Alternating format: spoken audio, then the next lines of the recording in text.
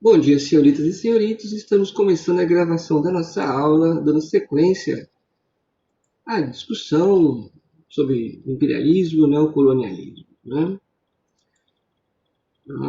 Vocês conhecem algum filme que demanda esse contexto? Que remonta esse período de colonização da África e da Ásia? Vocês conseguem lembrar de algum filme?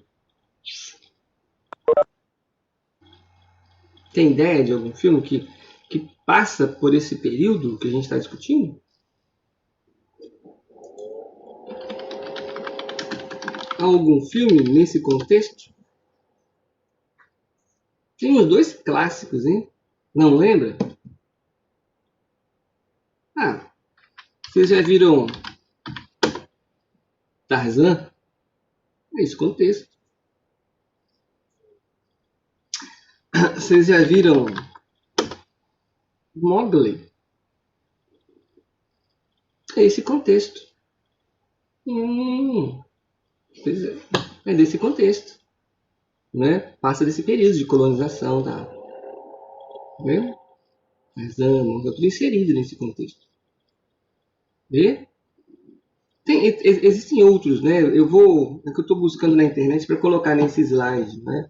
Você tem personagens do HQ, né? De revistinha em quadrinhos. Isso são formas de dominação, ok? Tarzan é um homem branco, Mowgli, um homem lobo, etc, etc, etc. Mas você tem, por exemplo, um personagem da revista em quadrinho, um mágico, chamado Mandrake. Já viram o mágico Mandrake? Né? Onde a gente insere o Mandrake? O ajudante dele. O ajudante dele era um nativo da África. Né? Era o faz tudo dele. O cara que carregava as malas, etc, etc, etc. Né? Sim, sim, exatamente ele. Isso aí. Muito bom. Muito bom. Né? Você tem um personagem dos quadrinhos antigo. Né? Você não vê mais esse personagem, né? Fantasma. Usa até a roupa do fantasma, até uma roupa lilás. O homem que nunca morre. Bem legal as histórias do fantasma, que percorre as florestas da África com seu cavalo branco. Né? Um homem que nunca morre porque é passar de geração em geração. Quando um fantasma está ficando velhinho, o filho dele, os filhos, né, vão sucedendo. O pai dá a sensação de que ele nunca morre. Ele usa um anel com uma caveira. Né? E quando ele dá um soco no bandido com a caveira, fica marcado. O fantasma é bem legal. Pesquisa. Eu vou mandar para vocês algumas referências para vocês olharem quadrinho, filme, como se caracterizava essa época, né? E como você constrói uma ideia de atraso da África em relação à Europa. Filmes de arte marcial, principalmente karatê e kung fu. Os filmes de kung fu, na internet tem um monte de filme de kung fu, no século XIX, mostram isso. Né? O, o, último, o último Imperador, com Tom Cruise, filme muito bom. Né? Tem no YouTube você acha. Demanda isso, a dominação da Ásia, no caso. Os filmes de Kung Fu demandam isso.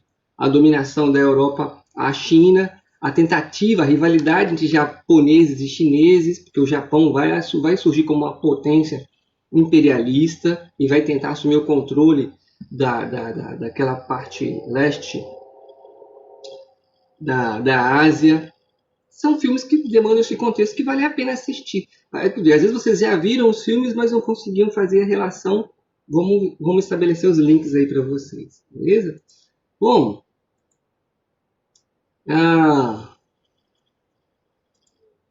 estávamos discutindo ontem as justificativas, né? As causas e justificativas para a exploração, colonização da África e da Ásia e Oceania, África, Ásia e Oceania, nesse século XIX. A gente começou a falar ontem da busca por novos mercados consumidores, né? Por que mercados? Porque os países europeus praticavam uma política protecionista em relação aos seus produtos, dificultando o desenvolvimento desse comércio. A população não conseguia acessar esses produtos. Né? A gente fez até alguns comentários outros relativos, uns comparativos com os dias de hoje. Né? né? Você trabalha, mas o tanto que você trabalha não te permite acessar as coisas, né? Não te permite acessar as coisas. Não é porque você está trabalhando que você consegue consumir, né? Da forma como é oferecido, né? E aí você precisa de mercado, você precisa buscar quem compre. E aí você vai buscar os confins, né? Áreas não exploradas ainda pelo sistema. A busca por matéria-prima, falamos da pobreza, né, mineral em relação à matéria-prima que existe na Europa, né, até pelo clima europeu, então você vai buscar isso em outras áreas, áreas mais tropicais, né? E aí a gente vai começar a falar da expansão da fé cristã. É óbvio que a fé cristã vai ser utilizada nesse contexto. O europeu, o indivíduo ocidental, o homem europeu, branco, cristão, ao se deparar com a cultura africana, asiática, ele vai enxergar heresia em todos os cantos. Aquilo vai ser um absurdo ao que ele vê, né?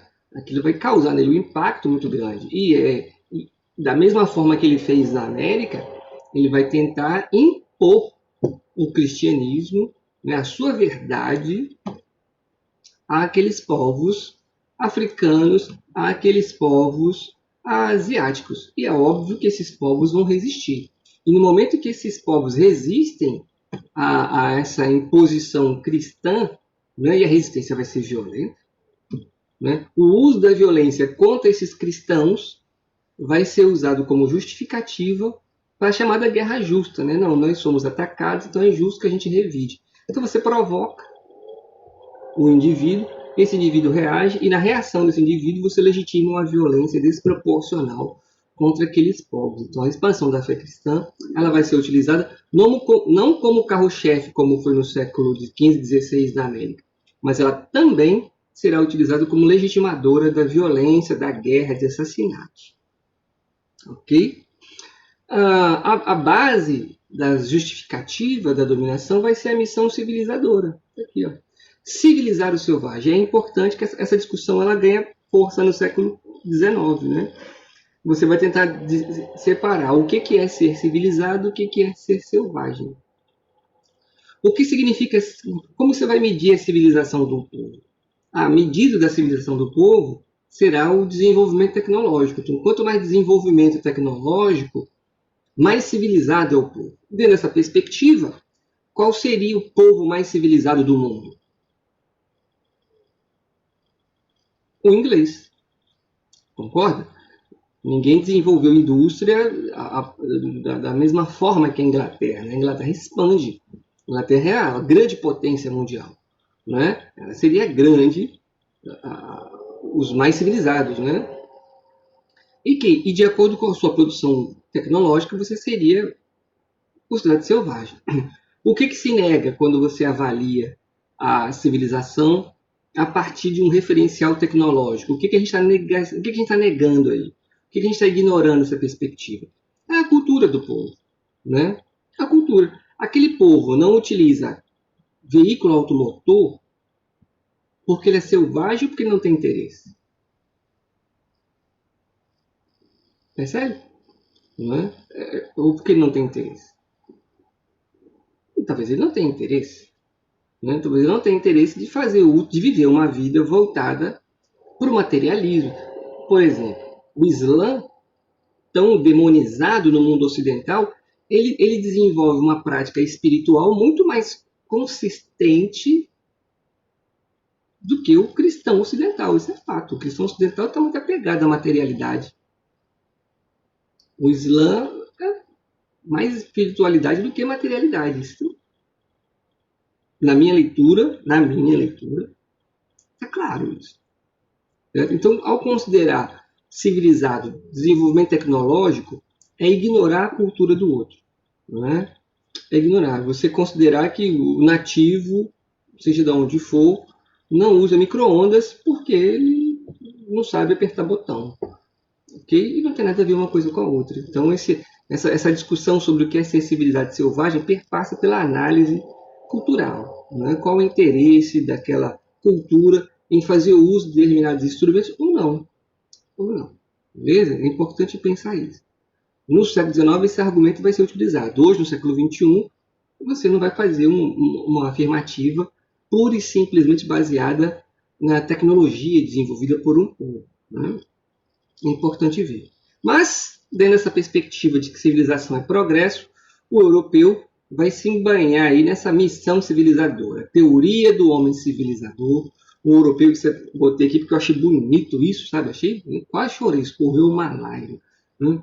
A teoria do homem civilizador europeu que se sacrifica abandonando sua família, seus pais, seus amigos, né? Ou a sua casa, sua pátria, e vai se embrenhar aí nos confins do mundo para levar aos incultos, os atrasados, os selvagens à civilização. Olha que coisa bonita. Sabe o que me vem na cabeça? Assim? Eu lembro que eu fiz um exercício com vocês no primeiro ano, não sei se vocês vão lembrar. Eu falei para vocês assim, olha lá fora pela janela, tá vendo um disco voador? Lembra disso? Alguém lembra disso?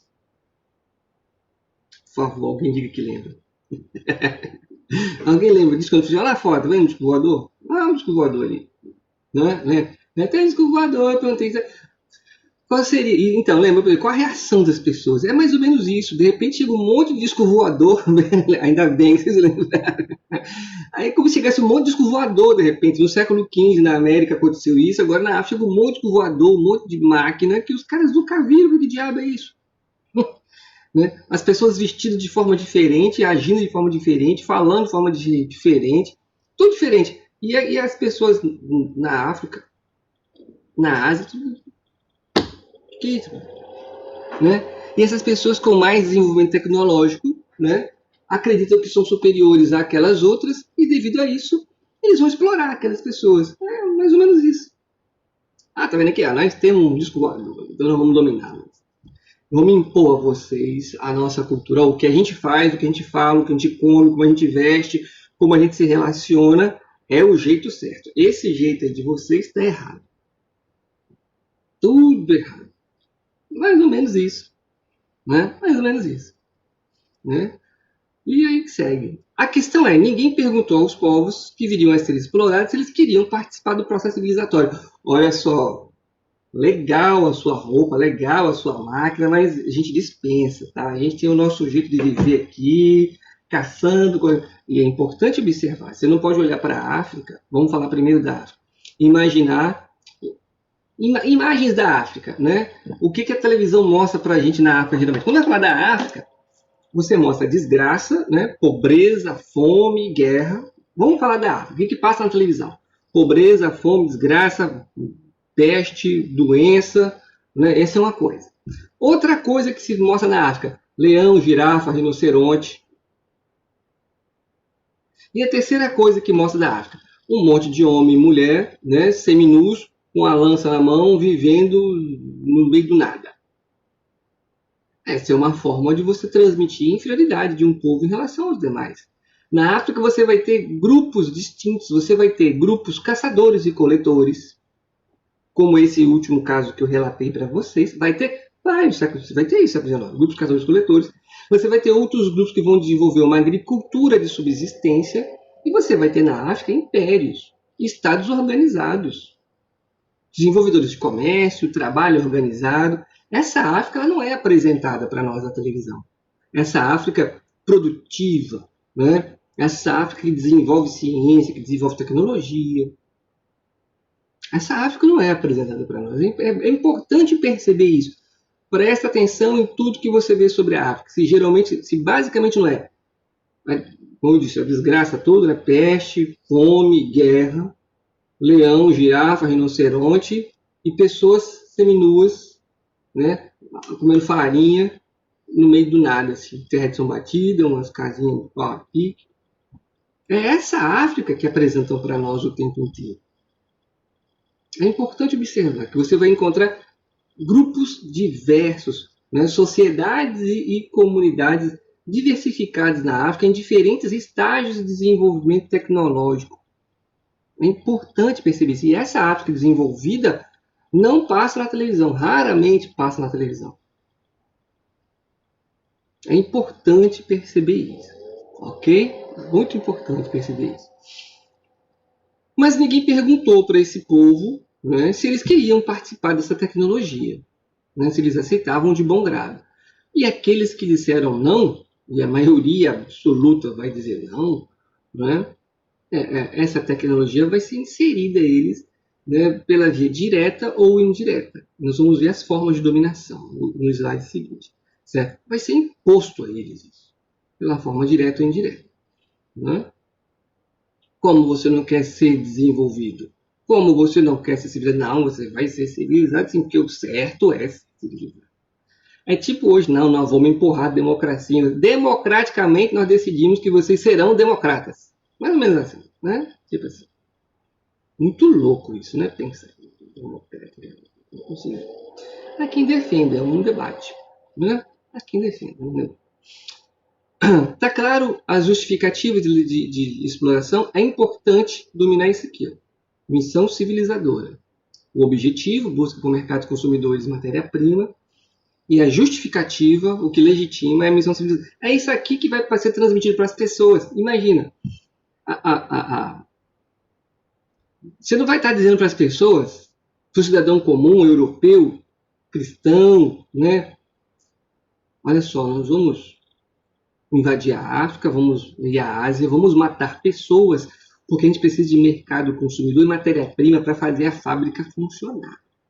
Você não está dizendo isso para as pessoas. Isso é discutido no âmbito político. Para as pessoas, você está mostrando um monte de imagem.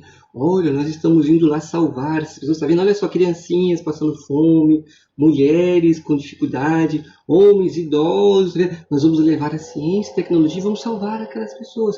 Aí essas pessoas comuns falam, oh, que legal. Vamos mesmo, isso aí. Tipo assim, nós vamos invadir o Irã porque o Irã é uma ditadura, as pessoas estão passando fome no Irã, as pessoas estão passando fome na Venezuela, certo? Nós vamos livrar aquele povo do ditador, do homem mau, né? E as pessoas ficam, isso aí, vamos lá. Eles não vão dizer nunca, nós vamos invadir o Irã, vamos invadir a Venezuela porque tem petróleo lá e nós queremos aquele petróleo.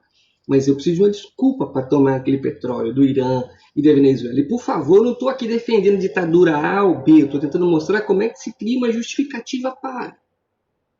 Ok? É importante pontuar isso. Nós estamos, o interesse é o petróleo, mas você precisa de uma desculpa para tomar aquele petróleo. Qual desculpa? Tem um ditador lá, vamos tirar porque as pessoas estão sendo isso, as pessoas estão daquela forma. Beleza? É importante perceber, você entendeu por trás do discurso.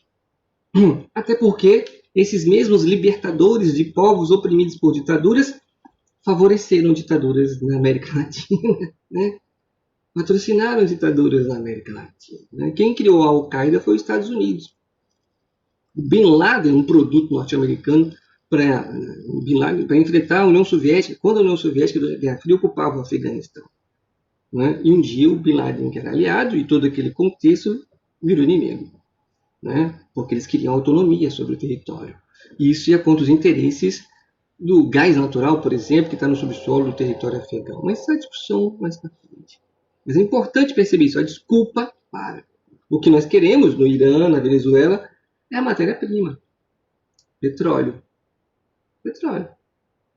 Mas como é que eu vou pegar aquele petróleo? Ele não quer me dar, não quer me vender, eu tenho que tomar. E para tomar eu preciso de uma desculpa, eu preciso fazer uma guerra. Então essa é a floreada que a gente conta para o povo. Eles são infiéis, eles são de outra religião, eles não acreditam em Jesus, eles oprimem as mulheres. Pode até ser que eles fazem isso tudo, mas isso é a desculpa para o petróleo. Beleza? Repito, eu não estou aqui defendendo ditadura A ou B, estamos tentando entender as justificativas que são apresentadas para nós. É esse que é o ponto. Bom, as formas de dominação. Como que os países europeus vão implementar a dominação sobre esses povos, né? Porque eles vão se instalar ali. Nós vamos ver aqui daqui a pouquinho, esse quadro aqui, ó. Nós vamos ver que a África vai ser dividida. Tá vendo aqui o mapinha? A África vai ser dividida entre os povos europeus. A África e a Ásia, ela vai ser dividida. O que ela era, o que ela vai se tornar. Okay? E como é que nós vamos dominar esse povo? Como vão ser estabelecidas as formas de dominação? E é importante entender isso aqui também, porque nós vamos identificar a América aqui nesse contexto. A América está vivendo um processo de independência, está saindo do processo de independência. Como é que eu vou fazer uso, como é que eu vou me apossar daquele mercado consumidor americano, latino-americano? Como é que eu vou me apossar daquelas matérias-primas, já que eles estão se tornando independentes, né? Bom, áreas de domínio econômico ou de imperialismo informal, tá aí entre aspas. De cara já a América. Trata-se essencialmente dos países da América Latina já independentes. Por que está entre aspas? Nós somos independentes politicamente, mas economicamente a gente é dependente. Como é que funciona isso? Lembra? O Brasil é um país agrícola exportador, está produzindo café. Quem compra os nossos produtos agrícolas, basicamente o café? É a Inglaterra. Se a Inglaterra disser não compro mais o seu café, afeta a nossa economia, afeta toda a vida social do país, afeta a elite econômica do país. Então, essa elite econômica diz sim, senhor, a tudo que os interesses do capital inglês diz. Quando a gente fala assim, o Brasil é dependente da Inglaterra, não é o governo inglês necessariamente. O governo inglês representa o interesse desse capital inglês. O Brasil é dependente hoje dos Estados Unidos. Não é o Trump ou Biden que a gente é dependente. A gente é dependente das instituições econômicas, financeiras, que monopolizam o capital, certo? Que interferem nos processos políticos. Então, o Brasil é um país independente politicamente. Por isso, entre aspas. Por que entre aspas? Porque se o Brasil quiser tomar uma medida X, por exemplo, o governo que está aí, né? Vamos imaginar um milagre, né? Vamos imaginar um milagre. Milagre se o governo que está aí resolve investir no fortalecimento da indústria nacional. Desenvolver uma indústria nacional forte. O desenvolvimento de uma indústria nacional forte significa dizer que nós vamos comprar menos produtos de outros países porque nós vamos produzir o nosso produto, né? Essa perspectiva seria boicotada por esse capital estrangeiro. Eles iam tomar uma série de medidas para atrapalhar esse governo. Por exemplo, eles podiam retirar as empresas deles daqui. Tira nossas empresas de lá. Se tirar as empresas dele que estão localizadas aqui, o que acontece? Desemprego. O governo não tem como gerir esse desemprego de uma hora para outra. O que acontece? Pressiona esse governo e elege alguém que mantém as portas abertas. Você vê como é que funciona o jogo? Vê como que não é tão simples assim? Então, na América, isso vai ser um exemplo clássico na América Latina.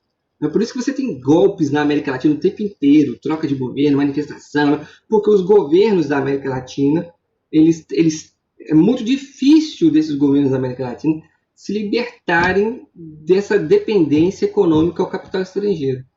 E no momento que eles fazem isso, né, esse capital estrangeiro alinhado à burguesia nacional, as burguesias nacionais mobilizam eventos. Okay? Mobilizam eventos. Se apropriam de lutas populares. Mas é uma discussão mais complexa que, com o tempo, eu quero crer que vocês vão conseguir perceber isso. Não é uma discussão partidária, de conhecimento histórico. Vocês vão alcançar isso, sim. Vocês já conseguem perceber. Então, essa é a forma como a gente vai dominar a América. Dependência econômica e cultural. Yes? Shopping? Hambúrguer? Site? E-mail? O que mais? Um monte aí, né? São as coisas que eu não sei nem em céu. O que significa isso? Não tenho a menor ideia do que significa isso. Bom. Áreas de protetorado. A colônia é tratada como se fosse um aliado, mantendo seus quadros dirigentes, mas na realidade esses quadros são subordinados a uma autoridade europeia presente. Você domina o território X, esse território X tem um presidente ou um chefe, o que é que seja, de acordo com a organização daquele grupo, daquela sociedade, daquela comunidade. Você vai manter o grupo dirigente que já havia uma liderança ali, aquele grupo permanece. Eu sou o chefe, ou o presidente, ou a liderança daquele grupo dominado. Mas ao meu lado vai ter alguém que representa o interesse do país que está me colonizando. E eu vou fazer o que esse país... Mais ou menos eu e minha esposa. Eu sou o homem da casa, mas quem manda é minha mulher. Entendeu? Mais ou menos assim. Eu sou o nativo, minha mulher é europeia. É o dominador. Entendeu? Eu sou o homem da casa, mas quem manda é minha esposa. Tipo isso. Sacou? Não é? Aqui em casa a última palavra é minha. Sim, senhora. Tipo assim. Entenderam a área de protetorado? Você mantém o poder local, mas esse poder local vai ter junto dele alguém dizendo a ele o que ele tem que fazer, como, quando, de que forma. Certo? A área de protetorado. A área de colonização propriamente dita. Os locais dominados com maior intensidade. Nessas áreas, face à dominação militar, política, econômica e os quadros dirigentes são essencialmente europeus. Houve resistência, houve o uso da força, né, via violência. Né? Na área de protetorado também vai haver uso de violência, se for o caso, se for necessário. Né? A área de colonização, houve resistência, houve necessidade de uma força militar mais efetiva. A gente vai dominar aquele povo, retirada dos quadros dirigentes, de qualquer representante legítimo daquele povo, e quem vai dirigir aquela região, aquele país, vai ser de fato um europeu. Beleza? A diferença da área de protetorado é que as pessoas olham para a liderança e veem alguém igual a eles. Isso é mais fácil de você dominar o povo, né? Não, deixa fulano no poder, ele vai fazer o que a gente quer, né? Fica mais fácil de controlar a população.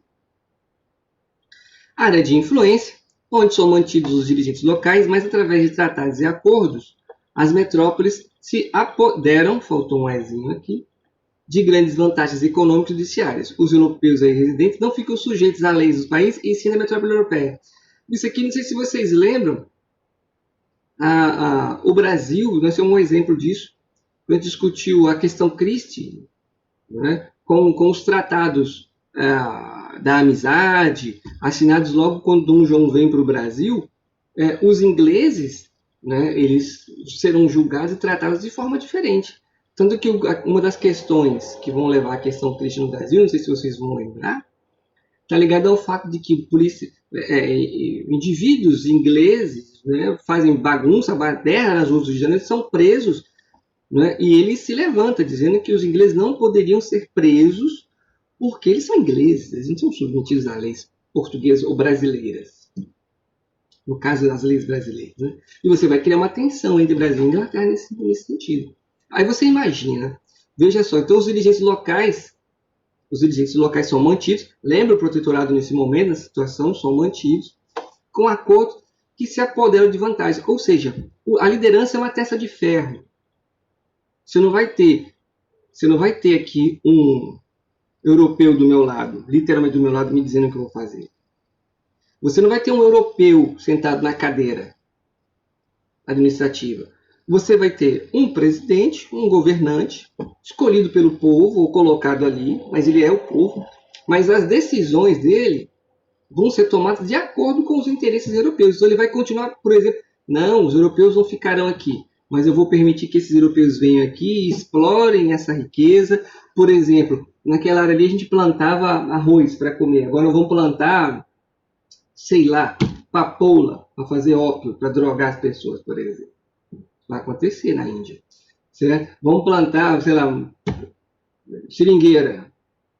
Vamos plantar café. Tudo isso é gênero de primeira necessidade. Né? Vamos tirar a produção alimentar para produzir algo para abastecer a indústria.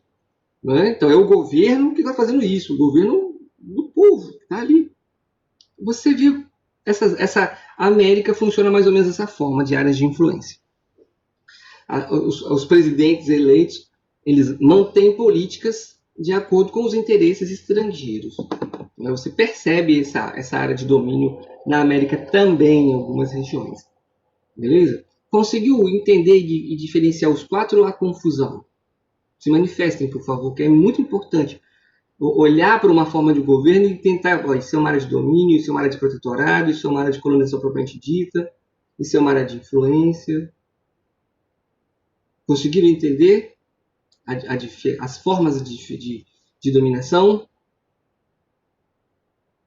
Por favor, responda. Alguém.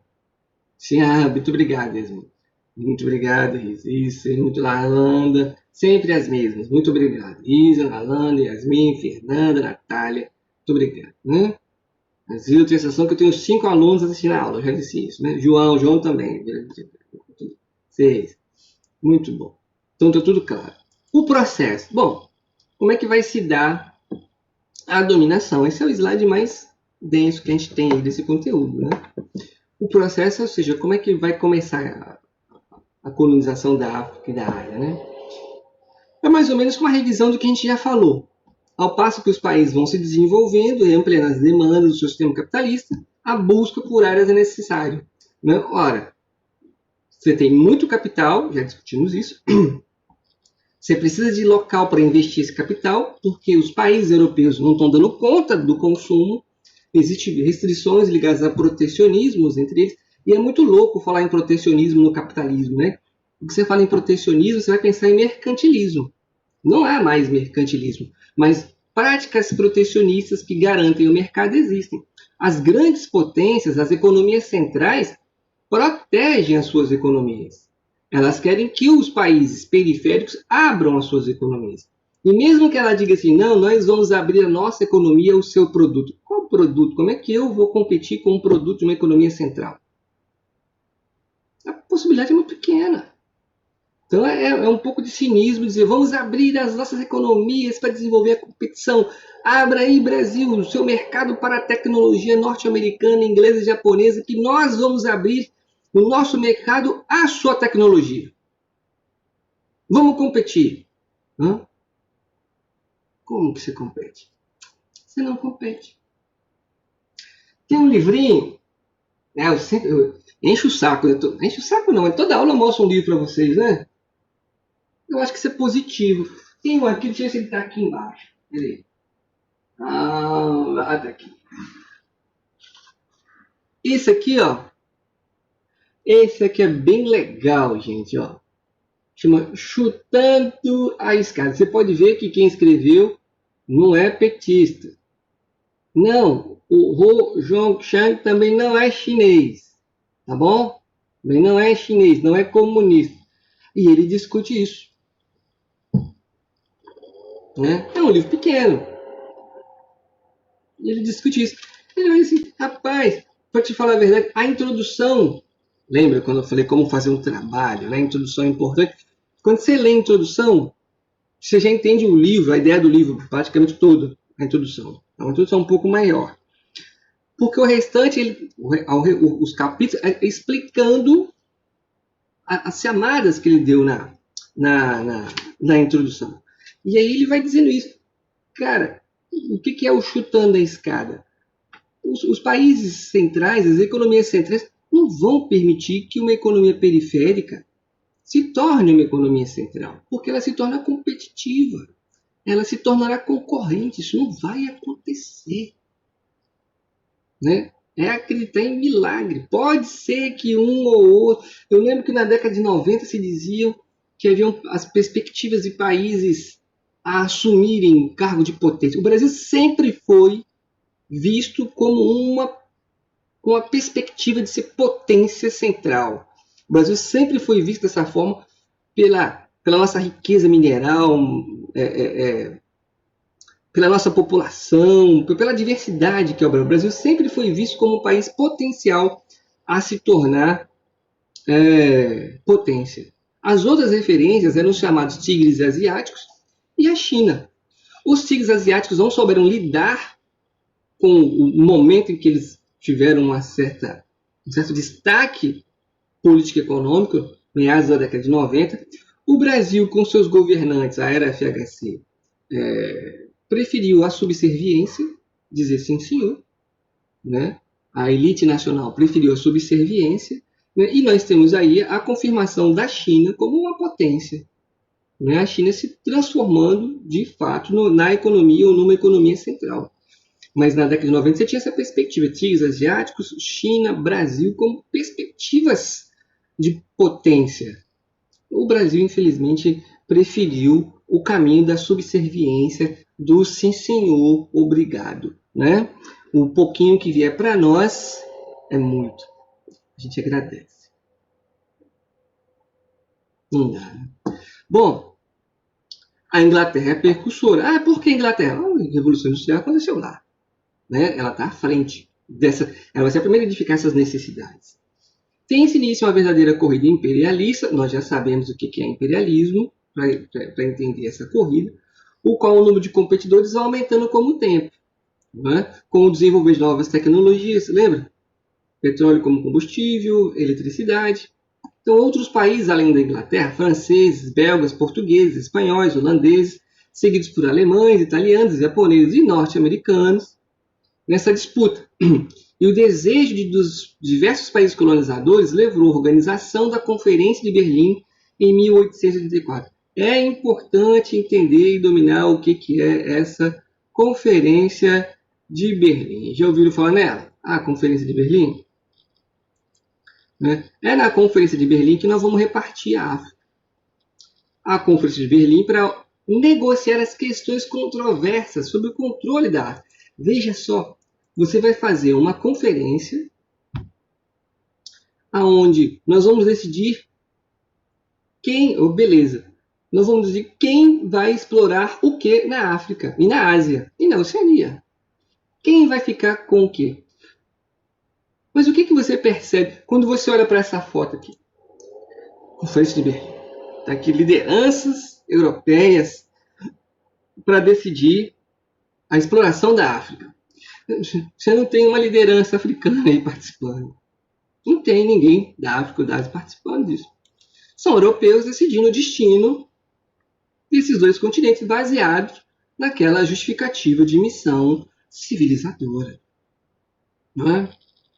A Alemanha aproveitou a oportunidade para expandir a sua esfera de influência, né, com um desejo mal estimulado de forçar portos rivais a disputarem territórios entre si.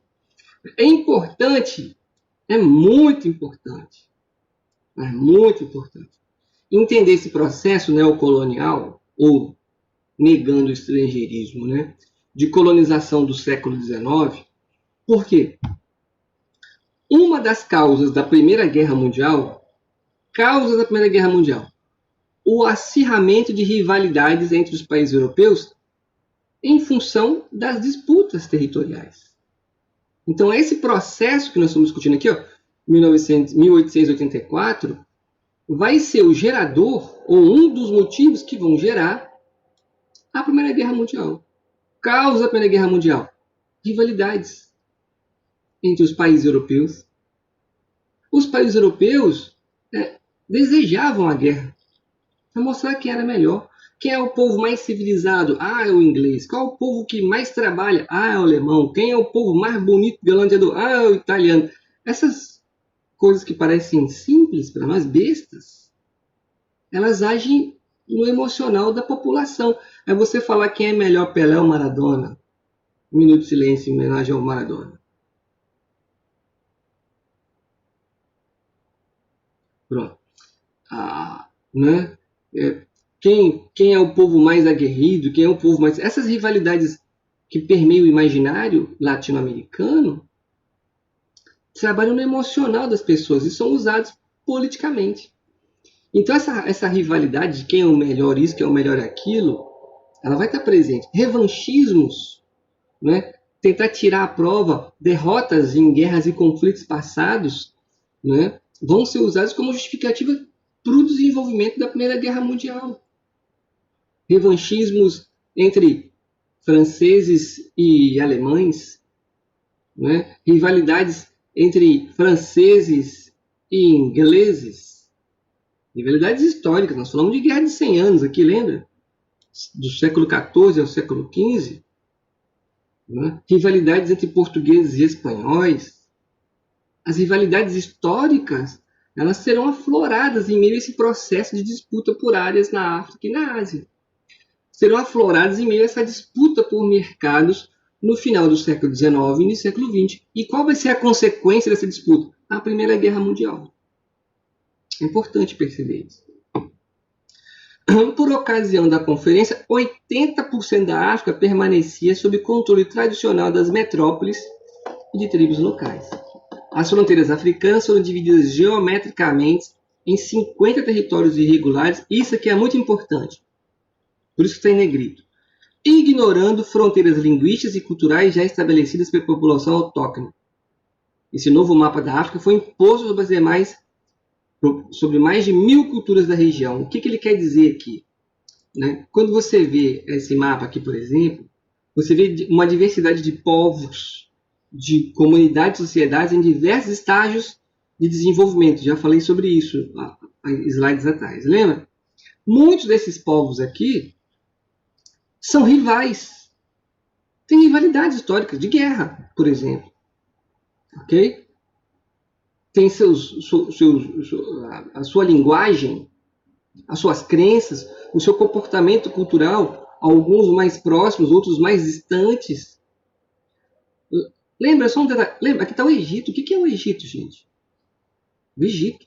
O norte da África, né, já recebeu a colonização muçulmana.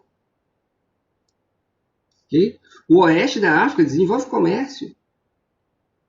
Aqui ao meio você tem reinos do Sudão. Você tem históricos de império aqui no meio. E o que a Cúpula de Berlim faz? Isso aqui, ó. Ela reparte territórios.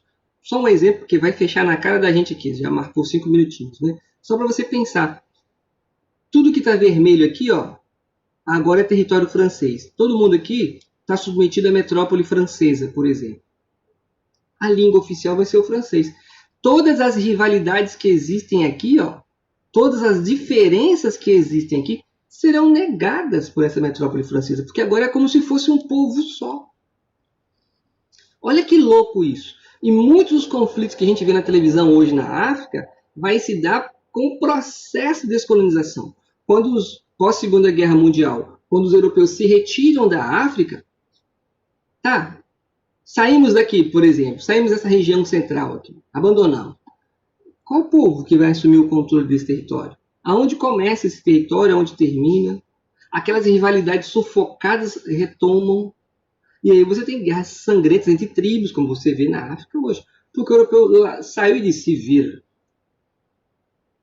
Mas esse é assunto para o próximo slide, para a próxima aula, se tudo der certo amanhã, a gente parte daqui do processo para apresentar essa divisão e começar a falar das resistências que vão haver na África e na Ásia para a gente fazer atividade. Beleza, gente? Abraço, beijo. Ó, apareceu de novo para mim. Vai fechar na minha cara. Até. Tchau, gente. Cuida. Usa máscara.